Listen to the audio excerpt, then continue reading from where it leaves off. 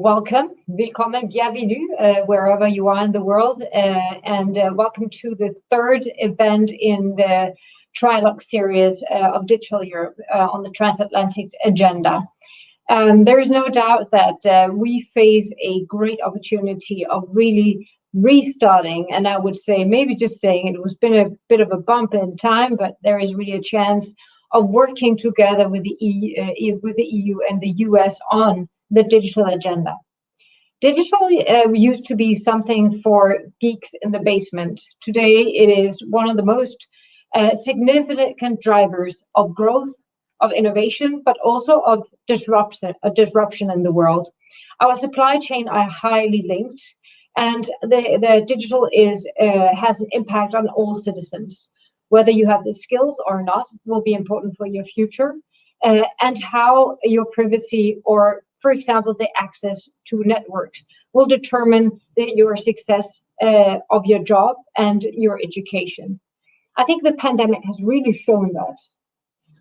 And to help me here, I have brought a great panel of speakers to whom I will return. Let me look a little bit on who is Digital Europe actually. So Digital Europe is an organization that represents 35,000 businesses across Europe. We have 40 associations in 35 countries, and we represent companies from the biggest companies like Workday, who is today honoring us as a sponsor, to SAP, Siemens, but also smaller companies, many thousands of SMEs. So our vision is, of course, to foster a European Union that nurtures and supports digital technology industries and that prospers from the jobs that we can provide and innovation and economic benefits that we can deliver and the social challenges we address. So for us, it's really crucial that we work closely together with the US, one of our strongest ally, and in value-based, both in democratic values, but also fundamental rights, one of our strongest allies. Let's look at the next slide, please. So we have done 3 events so far. The first time we discussed the transatlantic agenda. The second time we discussed the importance of the data flow. A little while back, unfortunately, for the second time, the transatlantic framework for data flows was disrupted. And actually, we will be launching on the 17th of June a study that will show the financial impact if we do not manage to reestablish a framework for global data flows. Let me also mention that 90% of the companies in EU transfer data to another country. The #1 destination is EU. So there is a lot of growth, there is a lot of prosperity, and there is a lot of innovation going lost if we are not getting that reestablished. Today, we will look at the digital rulebook and how we can establish a dialogue on many different topics, like, for example, and not least, on artificial intelligence, but also on other items like cybersecurity, like data privacy, data flows, and many other things. Next slide, please. So today I have a great panel. I have the honor of hosting Jerry McNerney, who is US Congressman and active in the relevant committees in the Congress that deals with technology. Lucilla Sioli from the Commission, who is Director of Artificial Intelligence and Digital Industry. Jason, who is the Managing Director of Public Policy for Workday and a distinguished member of Digital Europe, and Francis Burwell, who is a fellow from the Transatlantic Council, and I think a great thinker on how we can enhance the collaboration between EU and US. Next slide, please. So what is coming up? We all know that Biden will visit the EU on the 15th of June. And this morning, we had very good news from the Executive Vice President Vestager, who said we want to work with like-minded countries, also willing to demonstrate there is a democratic way of AI governance bilaterally. I think, AI would be one of the topics, but we hope and we aim to establish a long-term dialogue where industry also plays a role. We have equal opportunities and not least responsibility to making sure that we have a common framework and understanding about the direction of travel for digital economy, for digital innovations. And this is exactly why we are launching these events. Next slide, please. So let's look at what has happened in the EU. I think we can say, without generalizing, please, I think we can say that EU has really been a front runner in talking about digital governance and digital regulations with the GDPR, with the 7 principles for trustworthy AI, and as you will see in a second, also in a new proposal for regulation on AI, but also many, many other issues. However, we also have, of course, US, which is one of the major innovators and investors in AI. So we established in a group that I was honored to be a part of, a framework of 7 principles for trustworthy AI. The work was conducted under the mandate of the Commission, but by 50 stakeholders from very, very different backgrounds. And as you see, we established these 7 principles, and there is actually a guide online for people who can actually ask themselves 100 questions to see, should we act and how are we actually in line with trustworthy AI? If you Google it, it's called Altai. Here we see some principles that nearly everybody can nod to, but the devil is also in the details. So how does that actually get implemented into artificial intelligence? And I urge you to go online and search for more information about how the definition of these 7 principles of trustworthy AI works, and what the definition are, and what the major questions are underneath these. But let's look at the next slide. Actually, just a while ago, the EU came up with a risk-based approach to AI regulations. As you've seen, we feel in industry a really good approach, because the benefits of what AI can bring us is amazing. It's amazing. Just think about cancer research. Already we have AI that can predict cancer, that can find cancer to an accuracy that we have never seen the human mind doing before. It still needs human oversight, but in the question of, would you like to have your family addressed with this kind of AI? My answer certainly would be yes. Would I like also to have a dialogue before action with a doctor? My answer is yes. But how do we make sure that all these benefits are reached in a way that people feel safe, in a way that people understand what is high risk, what is not high risk? Sometimes high risk is also high benefit. And then how do we make sure that we get the transparency and that we get the accountability that is appropriate for these areas? But also, what are the minimal risk areas that we don't need to regulate, that where we just innovate and we automate things without a risk? So a very good approach. Now, of course, the devil is in the detail, and we need to work much more with the concrete proposal to make sure that it's optimized. Let's look at the next slide, please. So again, saying, I think that Europe also has a lot to learn from US, a big investor, and we have some major catching up to do. There is a lot of innovation in the EU also, a lot of brilliant people, but we have a catch-up game on investment, and it is being addressed by the Commission, but of course also private sector has a major role in this investment framework. So looking at the next slide. So the major questions of this session today is, why is enhanced transatlantic cooperation on digital policies like AI important for our economies, businesses, and society as a large? What are the common principles, and what should be the main goals of joint AI approach and other approaches, like, for example, privacy or data flows, cybersecurity? What should enhanced collaboration look like? How do we turn those words into action? How do we walk the talk? So these are the big questions of today. I just want to remind you that the transatlantic trade relation is worth $1 trillion per year.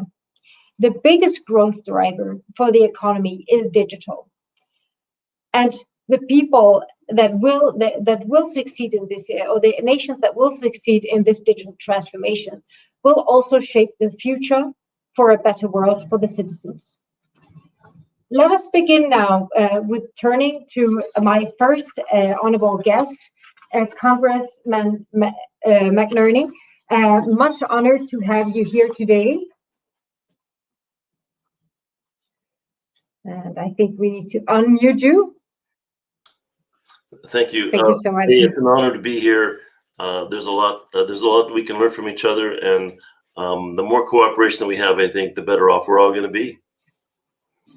Definitely, and I know that you are also the chair of the House of the AI Caucus, and really very active in the digital space, and of course, extremely important for us to have a contact to the Congress, and thereby also, I would say, to the U.S. people. I know that you are in California today, and you most likely have much better weather than we do. So I would really like to ask you the first question. So, what do you think? What are the big areas where we should be working together if we talk about the digital rulebook, and why is it so important now? I mean, do we have common challenges, and what are the major opportunities? Well, thanks for the question. First of all, I'd like to say that the tech tools that we're operating with right now and similar tools give us a real opportunity that we haven't had in the past. And I think we need to take advantage of this as much as possible.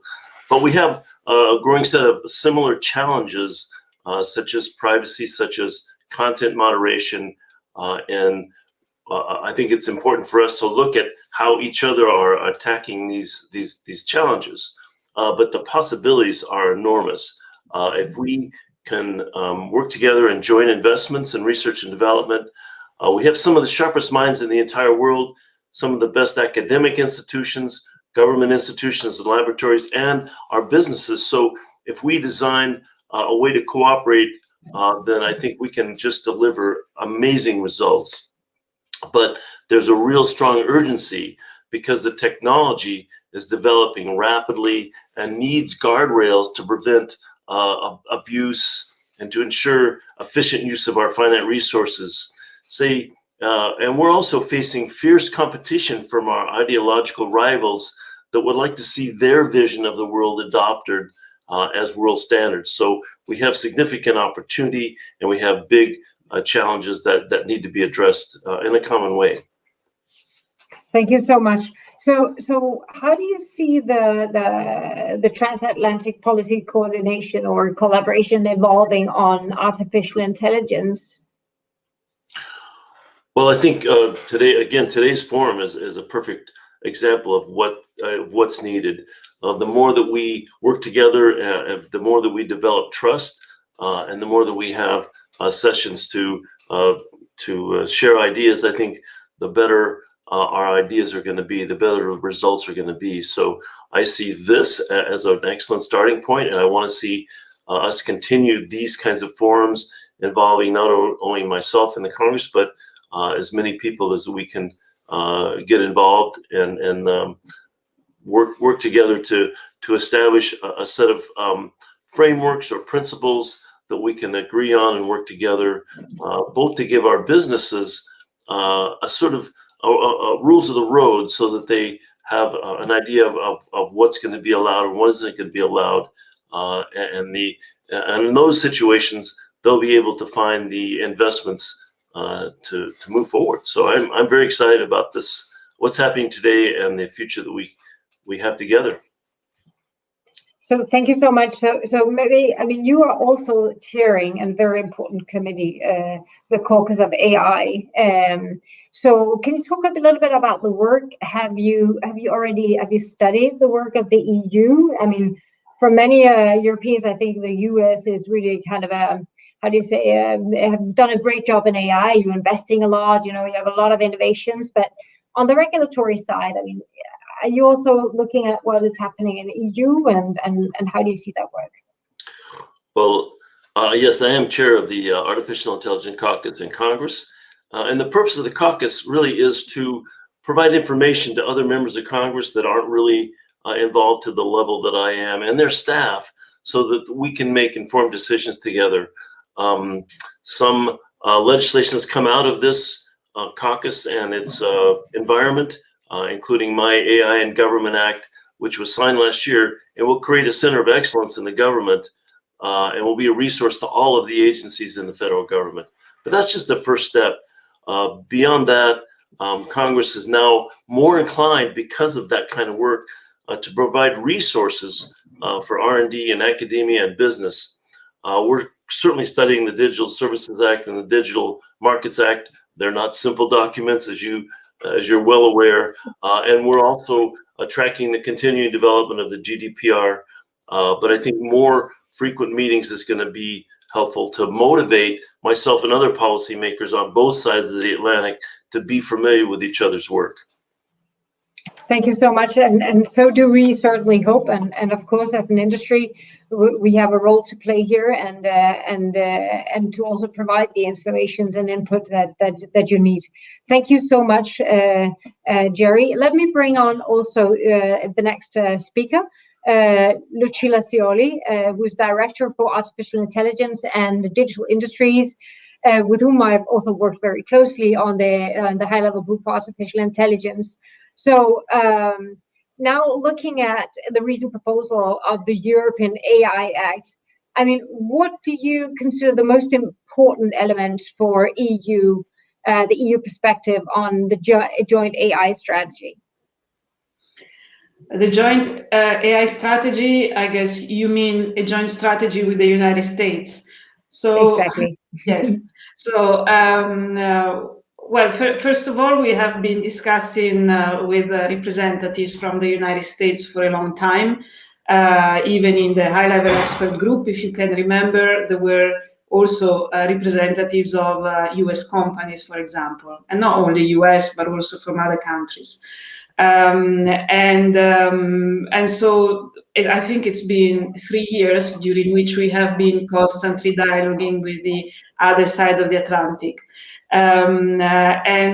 We have seen a change in the thinking, at least in our opinion, for example, in the previous administration, where I have to say that in the last months of the previous administration, there was a lot of interest in principles and in working together, in particular in the context of the OECD and in the context of this global partnership on AI, which is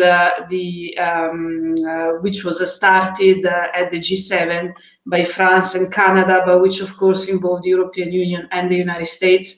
And I think that there was already quite a lot of discussion and collaboration ongoing there.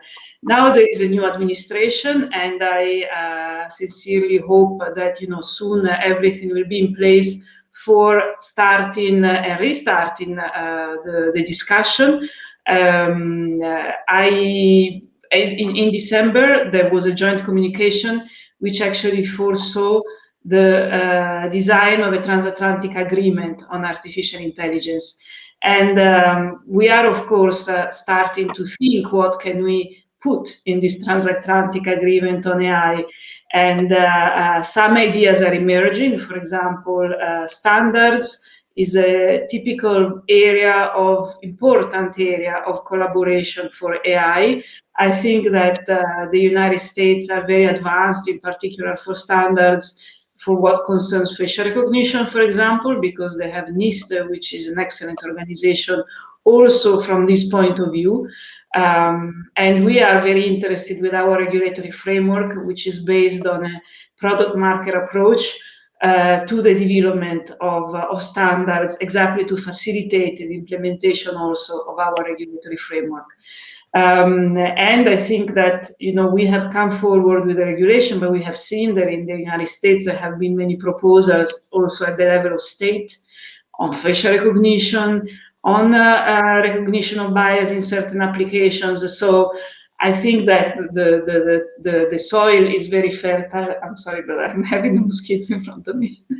The soil is very fertile for a continuation of the discussion. Thank you so much. So I hear, at least, I mean, looking back at the interventions, both of the Congressman and yourself, that we have at least 3 areas. We have AI principles, we have AI standards, And we have, of course, AI investment, and of course also the AI regulation, which is actually four areas where we can also learn from each other, where US is basically ahead on some areas and EU is a little bit more deep on other areas. So a learning experience, and I always say give and take, it's much better if you have something to negotiate and give from both parties. Thank you so much, Lucilla. Then I would like to turn to our third speaker, who also represents the industry and is a member of Digital Europe. So Jason from Workday, you were the managing director of public policy, and we've had the honor of interacting with you, and you also on the data flows agenda. You have been very active and really also a great stakeholder in discussing this on both sides of the Atlantic. So, I mean, looking at the European AI Act, what do you think the opportunities for this enhanced collaboration is, and what's the risk? I mean, what if we don't do it? What's at stake here?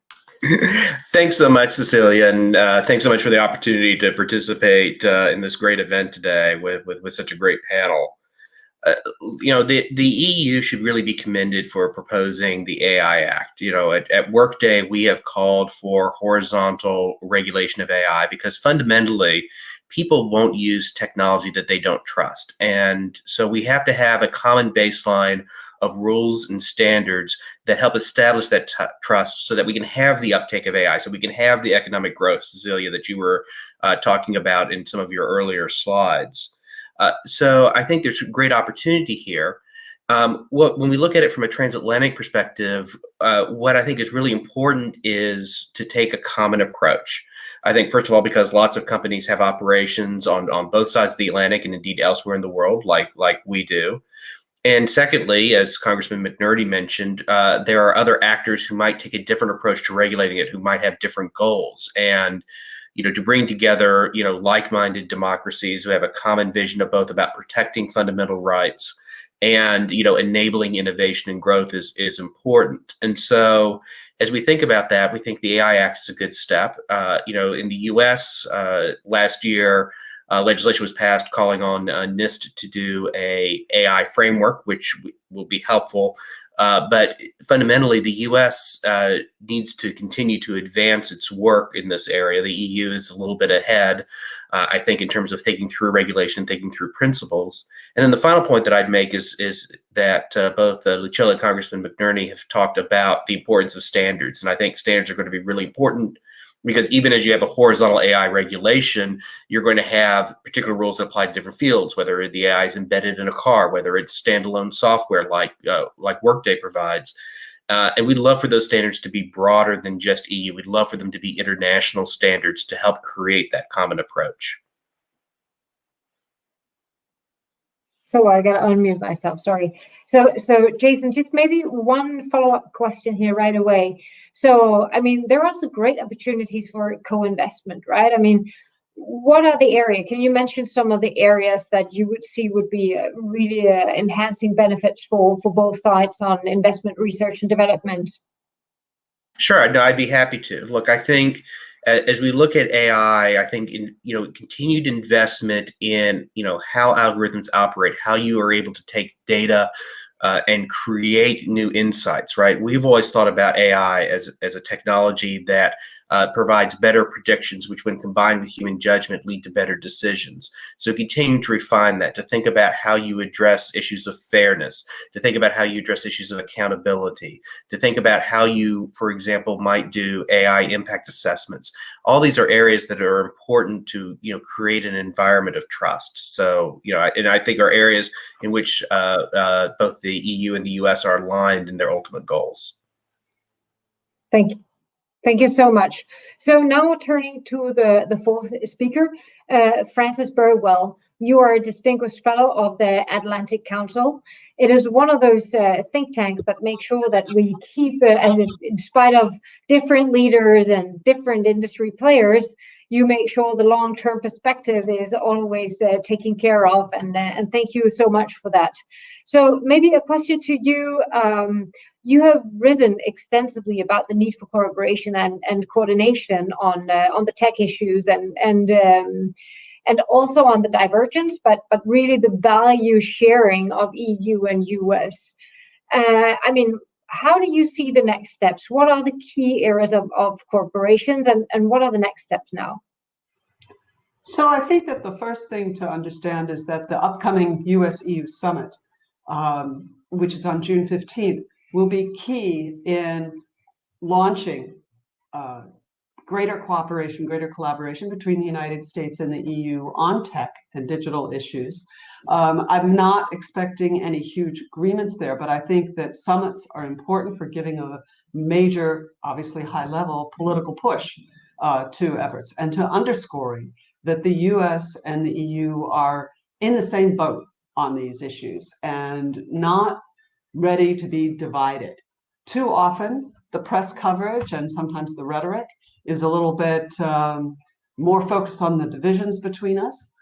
This has been normal in the past. We've seen trade disputes take up a lot of press and airtime when they're really only 2% or so of the actual trade.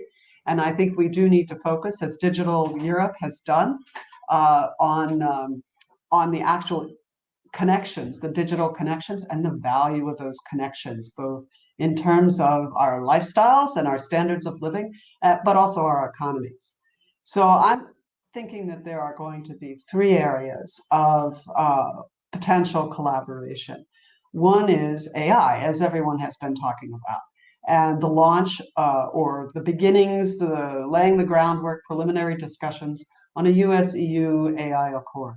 I think we need to be very specific. I think we need to think about whether the EU definitions of high risk, medium risk, low risk AI that have been set out in the proposed regulation are the right ones. They may be, but I do think that it would be good for the US and the EU to be on the same page in defining a risk-based approach towards AI, because what often happens with the EU regulation, though the way the EU defines those risks is going to become a global standard or adopted by a lot of companies that have to deal with the EU. We need to make sure that conformity assessment for AI imported into the EU is effective, but not incredibly painful for the companies involved. So there's a bunch of very specific things that we should be thinking about in the AI field. I think that there is a great deal of space to continue the conversation that started in the last year of the Trump administration about resilient infrastructure, to expand the discussion about Huawei and Chinese investment in infrastructure, and to think about how those infrastructures are resilient, not only against Chinese investment, but against cyber attacks and other things. We have seen a growing number of ransomware attacks here in the United States that have had very real disruptive effects on our economy and the ability to put gas in our cars. And then content moderation, I think, is another area. We differ in terms of our the way we think about free speech. But we are both liberal democracies, and we both do prize free speech. We have to think about how to have content moderation on major platforms work, but not be restrictive. That's a major debate in Washington right now. There are some very interesting things in the Digital Services Act in terms of due diligence that companies will have to go through.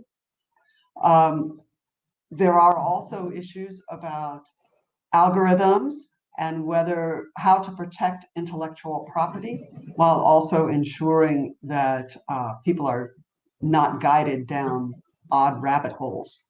So I think there's a lot that can be done there on content moderation, at least in terms of sharing best practices. I actually expect that to become an increasing focus as we head towards President Biden's Summit of Democracies later in the year. Three challenges that I would point to: digital tax, the digital services tax, and that whole discussion. And your audience will know that the USTR this week outlined tariffs on several European countries who have implemented digital services tax, but immediately suspended those tariffs in hopes that this would push forward the negotiations at the OECD. Data flows, this is a huge issue with Privacy Shield having been invalidated by the ECJ. Perhaps there will be something at the summit. There is talk. There have been reports in the last 24 hours about a political declaration, but it's clear that the negotiators are not close in addressing some of the national security issues that are connected to data flows. And then I think one of the most important general challenges we face is that the EU is steaming ahead with a lot of legislation right now, very ambitious legislation. And the EU is very organized. Digital is one of its top 2 priorities, along with the Green Deal. In Washington, we have a new administration. It does not have its people in place yet. The focus of initiatives is in Congress with people like Congressman McNerney. And we really are not at the same stage in our thinking about digital policy. And I think that's going to hinder the discussions until the United States can kind of get itself all pulled together in the new Biden administration. Thanks. Thank you so much for this insight, Fran. Really well received. So maybe just to you mentioned content moderation, DSA, DMA, AI risk. I certainly agree. I mean, we must say that the EU has really, taken care of the digital area in regulation. But as you also say, for the companies in the end, if you are very big, it's easier to handle stuff than if you are very small. And it will be crucial that we find a way that also SMEs can actually handle this amount of regulation and amount of risk definitions. And one of the challenges, as I see it in the EU, is the size of companies. We have very few very big companies and a lot of the smaller one, which makes the economy strong and flexible, but it makes it difficult to handle very strict regulatory compliance issue on top of everything else. So smart regulation and defining that in a global context, I totally agree. And then we'll have we will see how fast we, as you say, we can speed up the processes with a partner that is totally not totally in place yet. Maybe just adding one thing, cybersecurity. The EU is also looking at doing standards for cybersecurity. I think, security-wise, this is extremely important also to have as an international discussion. How can we both work together in cyber threats, but also on concrete standards? And as you say, privacy. Privacy is at the heart of all this. Without some kind of, maybe not short term, but maybe medium term, common definition of privacy and of how we handle that, and on data governance, data access, for example, it will be very difficult to really align on these things, because the data issue and the privacy issue is at the heart of all these areas that we have just mentioned, and that is very difficult, but we must do so. I strongly believe. Thank you so much. So maybe jumping a little bit back to you, Congressman McNerney. Now listening to all these intelligent co-panelists, what are your thoughts? What do you see we can learn from each other, and where are the kind of there's hardly any low-hanging fruits, but do you see areas where we could already push forward, and in what format could we do so? Multiple formats, maybe. Well, I reluctantly agree with Fran that we need a little catching up on some of these digital issues in the United States. But I think Lucilla was right. We need a standards approach here. And if we can develop a way to cooperate on standards for AI, whether it's data characterizations or algorithm testing, these are things that are going to be needed on both sides of the Atlantic. And I think that's an area where cooperation can be very fruitful. And I look forward to it. Clearly, we need in the United States a national standard on privacy. that's in the works, but we're behind the we're a little bit behind the state of California, where I'm from. We have a very good privacy law, and it's having an effect, and it is, in a sense, provides some amount of guidance to national policy, although I don't think we'll be adopting it lock and barrel, but we will be looking to how that law, the California law, is effective, and what parts of it I think are going to be useful in national policy.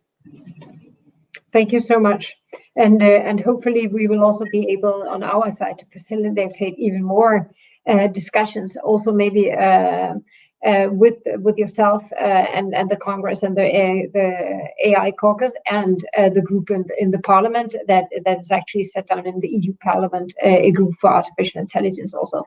So Lucilla, now listening to the panel and your co-speakers, I mean, do you see areas where you think, I mean, we discussed it a little bit, Biden will be here soon.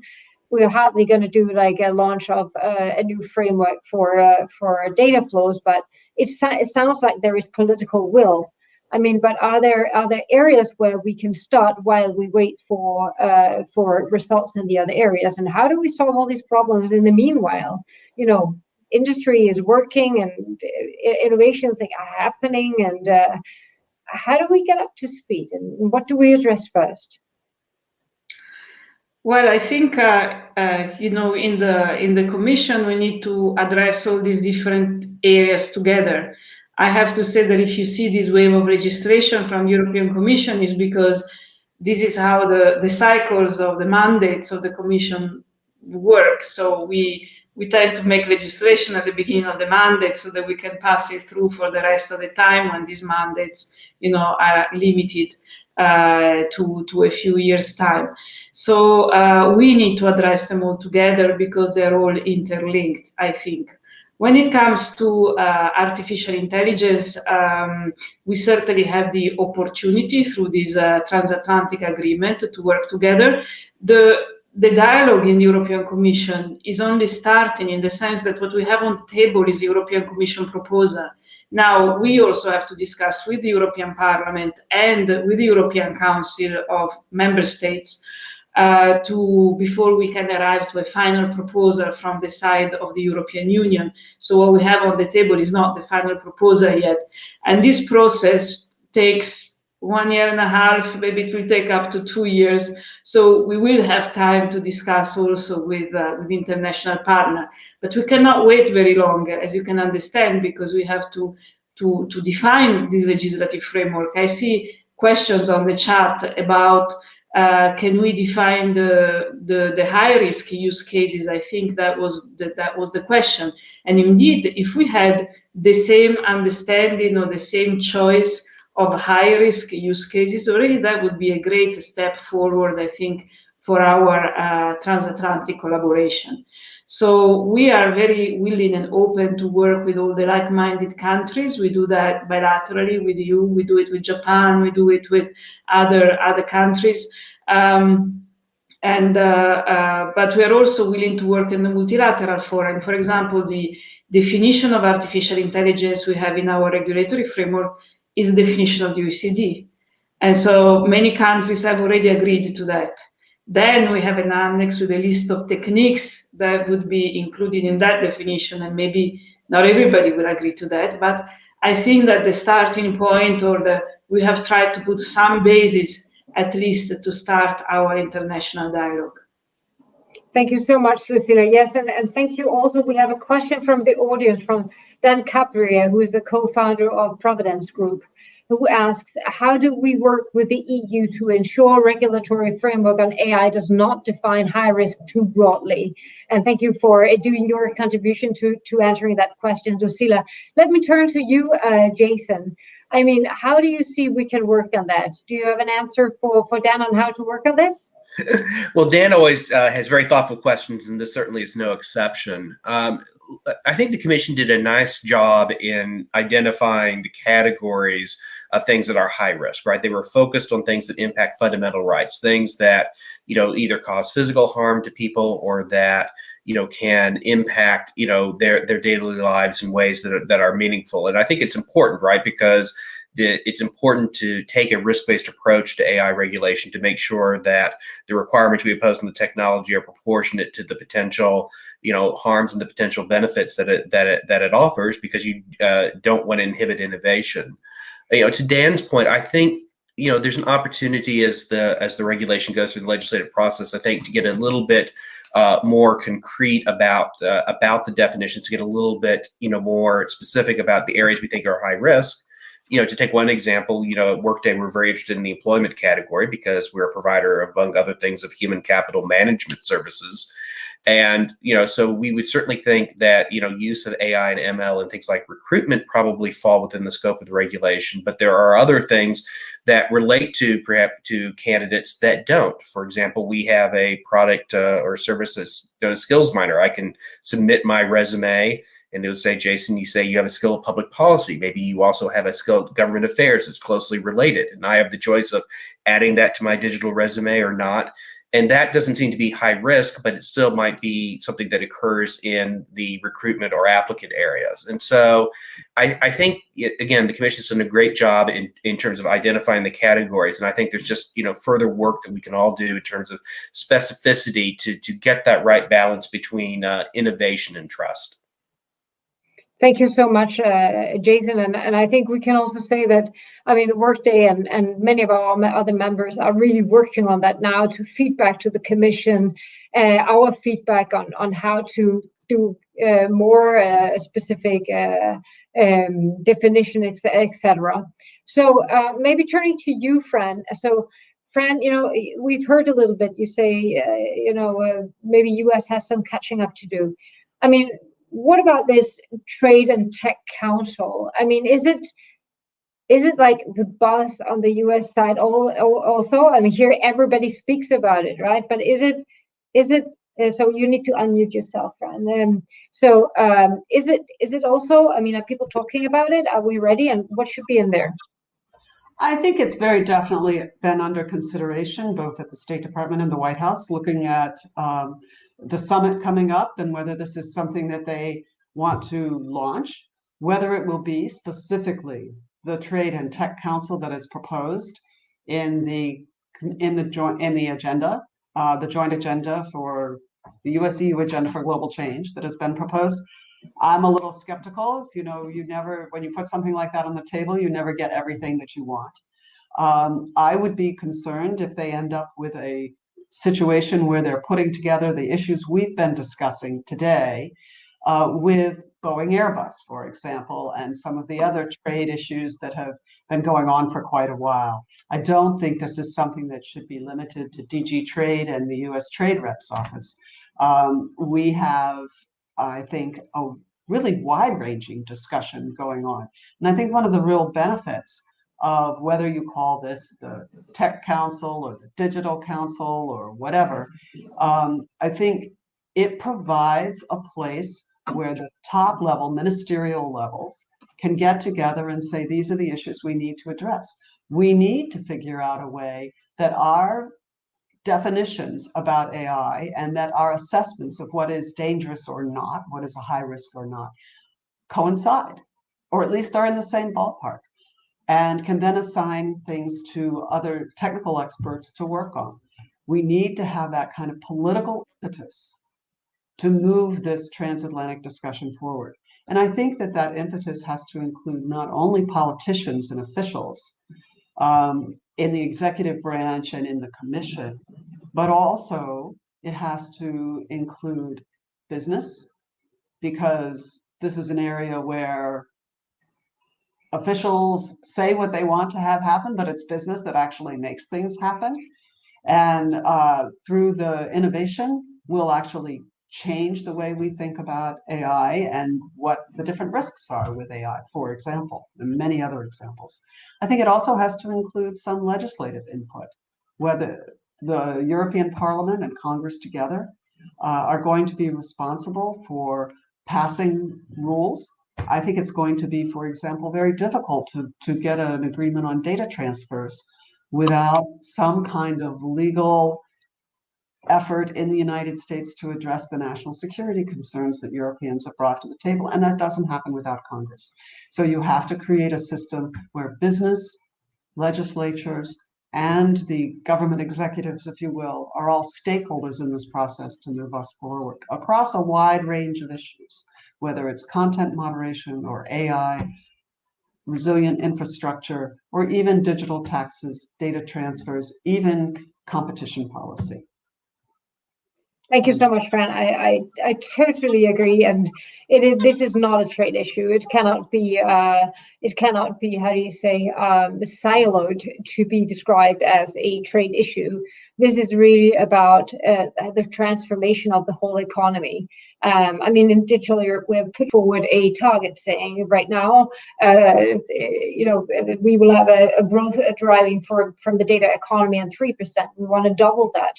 And I think we can say that if you look at industry, the supply chain has actually been totally unsiloed. We have supply chains across the world, across different sectors. And the more we get digitalized, the more those silos are breaking down. And I wonder if this is exactly what is happening for policymakers now, that the regulations of the world can no longer be siloed to only certain nations, but really will affect the broader community and the ability of the economy to be resilient. So maybe turning to a question from the audience again. Eileen, you have a question. You are senior advisor on digital policy and Europe in the European People Party, and you used to also be an employee of Digital Europe. So lovely to see you back here in this forum. How do you see mutual recognition of AI principle-based assessment? Could that be a possibility for EU and US to meet halfway on AI? So how do you see mutual recognition of AI principle-based assessment? So who would like to give that a shot? Maybe Congressman McNerney?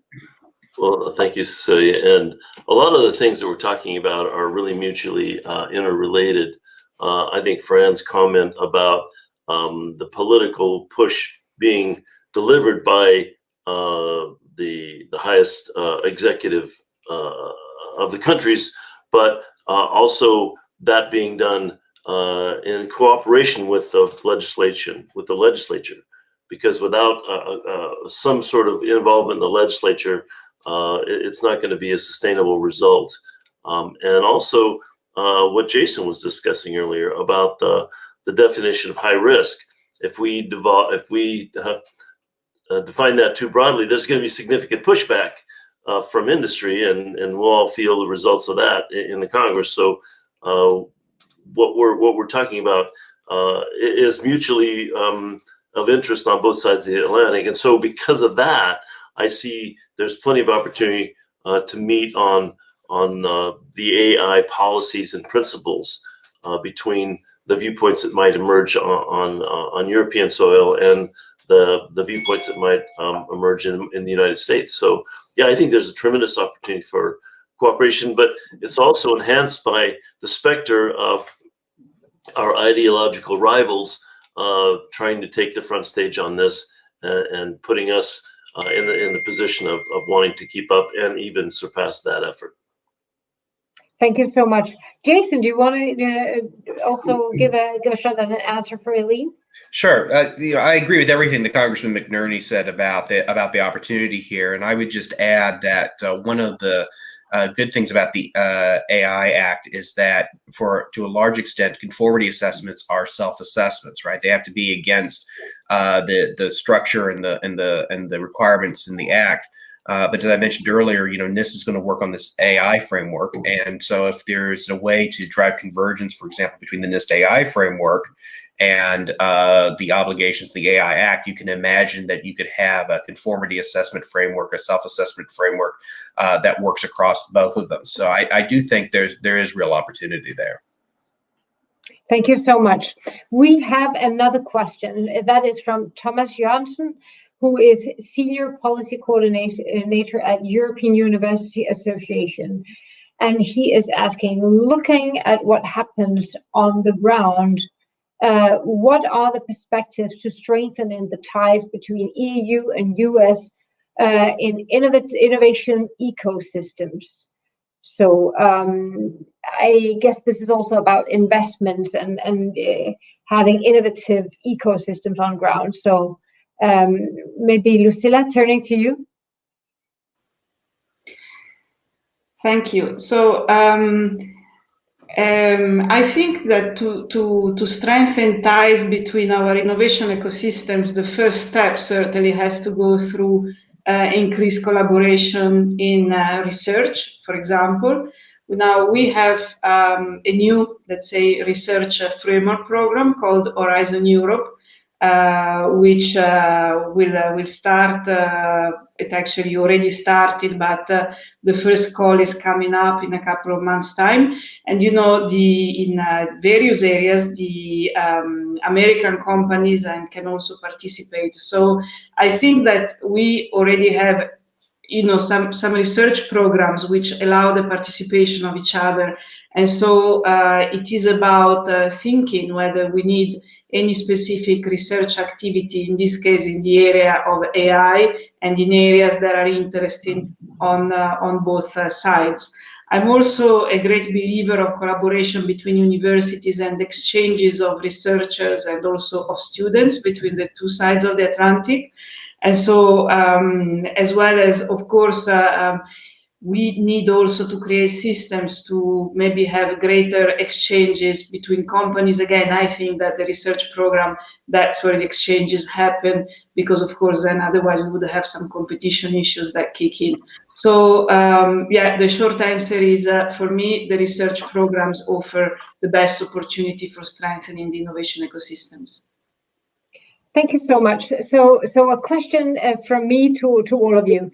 So as people who know Digital Europe, you know that we measure everything, right? We set goals and KPIs for everything. So we want our SMEs to go from 12% adoption of data-driven services and use of data in their services to 50% in 2025, et cetera, et cetera. Do you think that EU and US could set some common visions? I mean, to use AI, for example, in the green, in sustainability, to address the climate change, maybe in resilience on pandemics, or you know, fighting fighting cancer, or are there specific big challenges where you see a common joint AI efforts or common goals that we could set some visions and KPIs for this area? And what would be your goal? I mean, what could be areas where we could set some clear KPIs on where this collaboration could take us in maybe 5 or 10 years? So that was a difficult one. Maybe I will ask you, Congressman, are there specific challenges that you see that could be commonly addressed, whether UN sustainability goals or whatever? I mean, are there areas where we need to collaborate? Well, the areas that you've identified, progress against climate change, and those sorts of issues are so global that cooperation is inevitable, and academic researchers, as Cecilia pointed out, are going to be working together, and so progress is going to happen, and it's going to be available to all the participants and all the stakeholders. But what we want to do is make sure that we provide resources and incentives to make that happen in a smooth and transparent way, and that would make the results a lot more positive, a lot more productive. And so I think that's the goal. And as I said earlier, there's a growing willingness within the Congress to make the kind of investments that are needed to grow the R&D community, workforce development, so that we have people from diverse backgrounds coming into the fields and working together, and then that'll just be enhanced by cooperation and collaboration with European and Japanese, as you mentioned earlier, Cecilia, to make sure that we have people that want to see the right values incorporated in these technologies. Great. So, Lucilla, it's of course not a coincidence that I mentioned also climate change. I mean, the Commission has these big goals of digital for all and digital also to fight climate change and big challenges.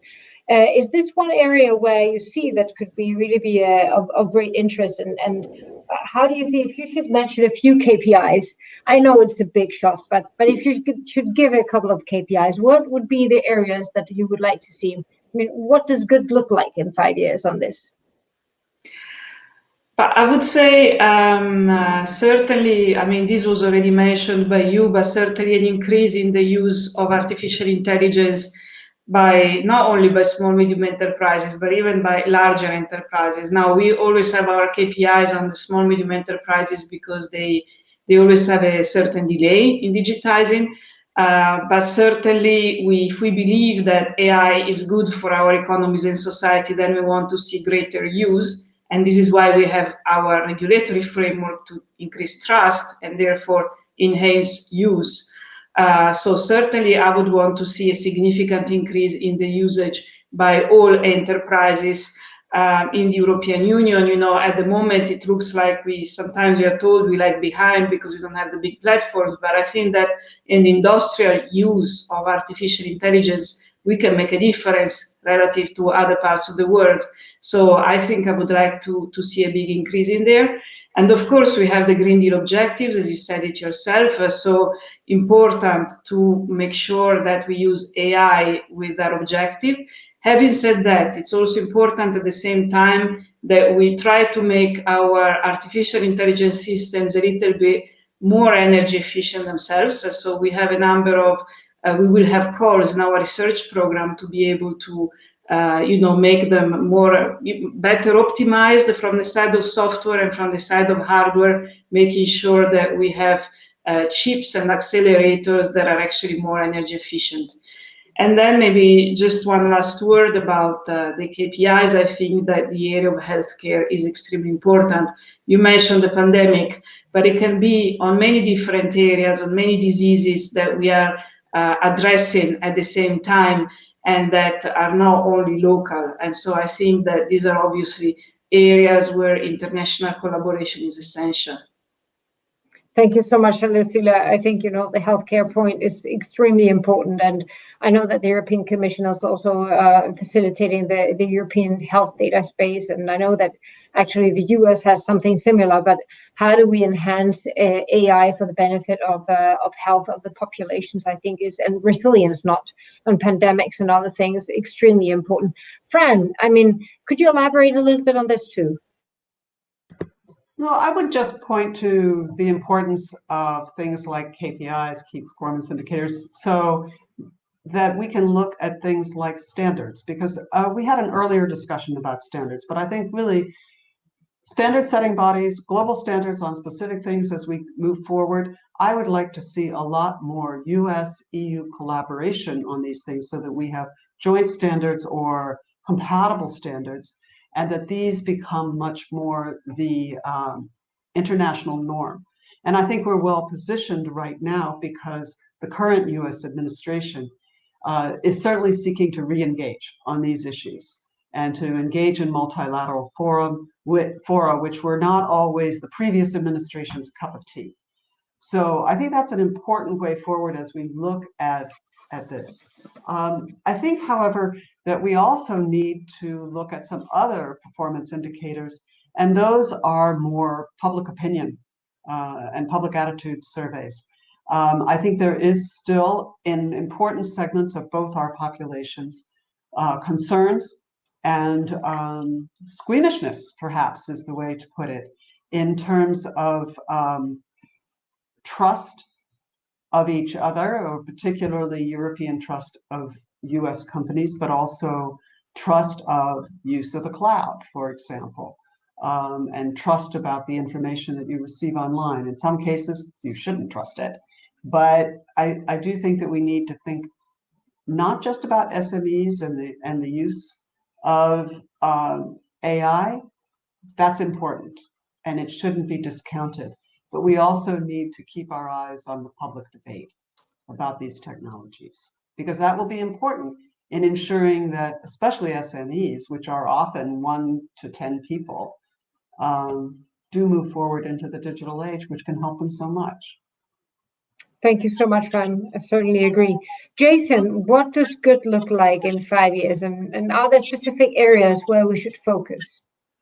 I'm sorry, what does what look like in 5 years?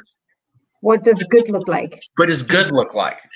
So, look, I think if in 5 years we would be in a great place if we had, functioning and compatible AI regulation on both sides of the Atlantic that took a risk-based approach, that respected fundamental rights, that understood that, even in activities that aren't AI related, we all have our own biases that we bring. And so it doesn't impose greater obligations on AI than on other types of processing, but at the same time ensures that people's rights are protected, and does so in a way where, you can easily develop a product, do any conformity assessment if it's high risk, and sell it across a combined market of the US and Europe.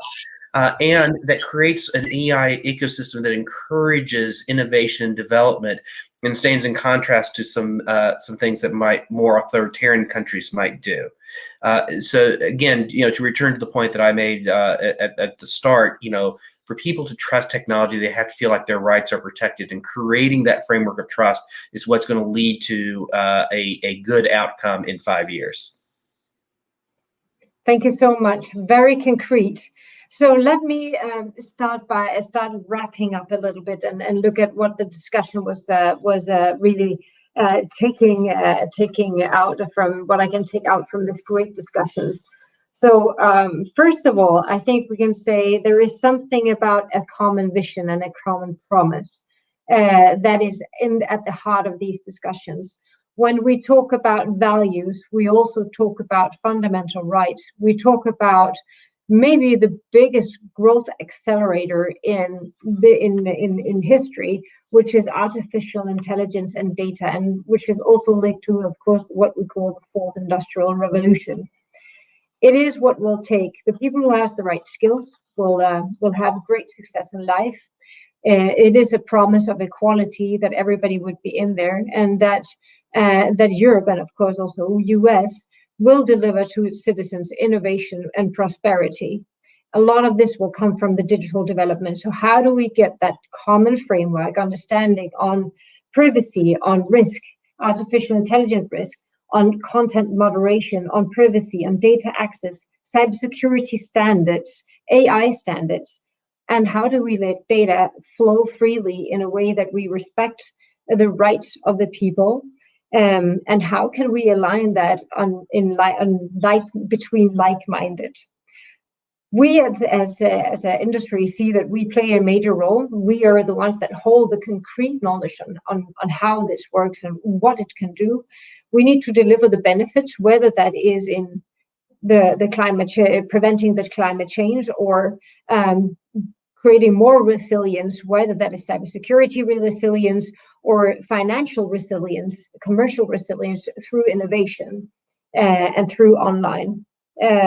We are the ones who are going to invent the next vaccine, most likely, but also collaborating with the governments and with the institutions in innovation and research world class. So I think we can say there is still a lot to do. I think digital is at the heart of this trustworthy and trustful relationship between the EU and US. We will definitely play our role. I want to thank you very much for participating. I hope that we will have much more collaboration between EU and US on all levels. We are definitely ready to play our role. good to me, good looks like in 5 years that we have aligned our framework as in on regulation and on standards as far as possible, and that we are collaborating on some of the biggest challenge of the in the world. We can of course look at the EU sustainability goals on equality, on health, on climate change, and that we're moving that together with really prosperous and innovative companies involved in that process. So I want to give the last word maybe to you, Congressman, and maybe give 1 minute to each of you to see, I mean, and get a chance to say, what are your major takeaways from this session today? Well, thanks. It's been a great session, and I've gotten some ideas from all of our fellow panelists. But you know, there's a common discussion about shared values, and I think that's very important that we identify those shared values so that we can grow on that. But there's also a need for us to identify the differences, and I think free speech is one of the main differences on how we approach that on different sides of the Atlantic. So if we can identify, on the one hand, our shared ideas and values, and take a look at what is different on the way we approach these things, and that'll give us an opportunity to work together and find the right framework so that we can move forward on these things. And again, it's very important to have not just the executive branch of government dictate policy, but it's important to have the legislative branch have its significant input so that the people's voices are truly heard in this process. Thank you so much. Lucilla. Joining this conversation, I feel like I hear there is a lot of openness on the side of different representatives of different organizations in the United States, and I hear this also in other panels, I have to say, and it's a very positive feeling that I have about the possibility of really aligning our policies in the future, because I do believe we share the same principles, and the values at the end of the day are the fundamental rights and the energy efficiency goals, which in my view are pretty much shared on both sides of the Atlantic. So if we can find a way of coming up.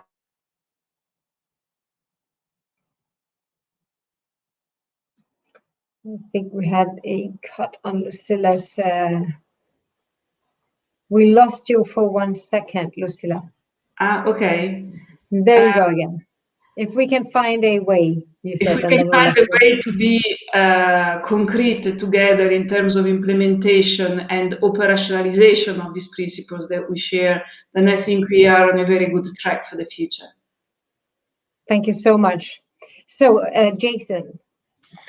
Well, I agree with everything that Congressman McNerney and Lucilla said about common values and working together and understanding where we share commonalities, where we should have differences, and forging a path forward. So I might step back and just say, as we work through all this, we shouldn't forget just how transformative AI and machine learning are going to be, right?